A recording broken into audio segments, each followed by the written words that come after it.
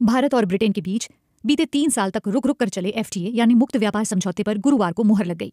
भारत के प्रधानमंत्री नरेंद्र मोदी इस समय ब्रिटेन के दौरे पर हैं। ये बतौर पीएम उनकी ब्रिटेन की चौथी यात्रा है। इस समझौते को लेकर पीएम मोदी ने कहा, आज हमारे संबंधों में एक ऐतिहासिक दिवस है। मुझे प्रसन्नता है कि कई वर्षों की मेहनत के बाद आज दोनों देशों के बीच comprehensive economic and trade agreement संपन्न हुआ है। यह समझौता मात्र आर्थिक साझेदारी नहीं बल्कि साझा समृद्धि की योजना है।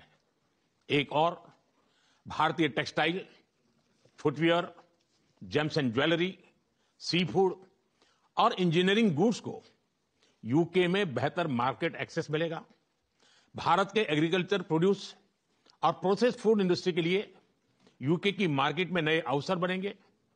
भारत के युवाओं, किसानों, मछुआरों और एमएसएमई सेक्टर के लिए यह समझौता विशेष रूप से लाभकारी सिद्ध होगा।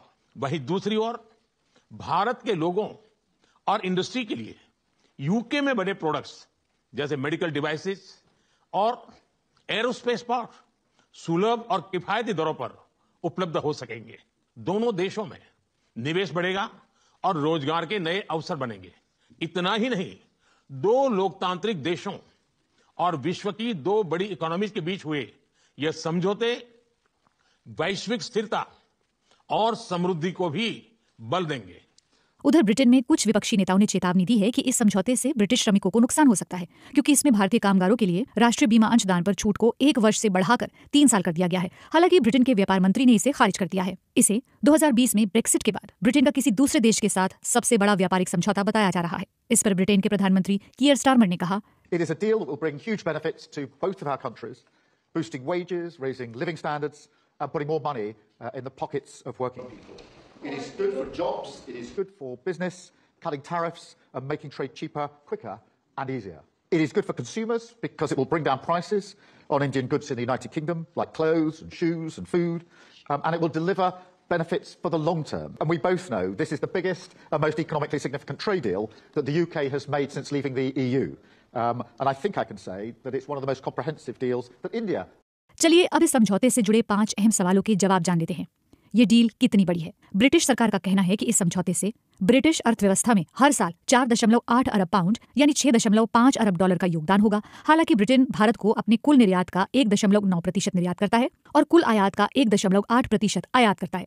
लेकिन समझौता लागू होने के बाद इसमें बढ़ोतरी की उम्मीद की जा रही है। टैरिफ में कितनी कमी, क्या होगा सस्ता? ब्रिटेन से निर्यात किए जाने वाले सामानों पर औसत टैरिफ 15% से घटकर 3% हो जाएगा। इससे ब्रिटिश कंपनियों के लिए भारत में सामान बेचना आसान हो जाएगा।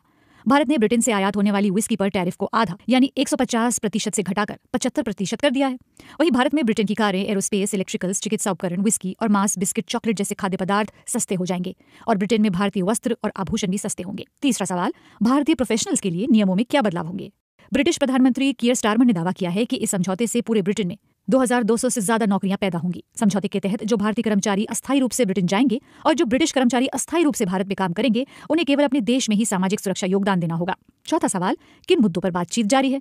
दोनों देशों के बीच एक द्विपक्षीय निवेश संधि पर बातचीत जारी है, जिसका मकसद भारत और ब्रिटेन में एक दूसरे के निवेशों की सुरक्षा सुनिश्चित करना है। साथ ही दोनों देश ब्रिटेन की उस प्रस्तावित योजना पर भी चर्चा कर रहे हैं जिसमें उच्च कार्बन उद्योगों पर टैक्स लगाने की बात है। भारत का मानना है कि ये टैक्स उसके निर्यात पर असर डाल सकता है। ब्रिटेन अगले साल जनवरी से कार्बन बॉर्डर एडजस्टमेंट लागू करने वाला है। ऐसी स्थिति में भारत के उत्पादों को कार्बन बॉर्डर एडजस्टमेंट का टैक्स देना पड़ सकता है। पांचवा सवाल, सुरक्षा और खुफिया सहयोग पर सहमति।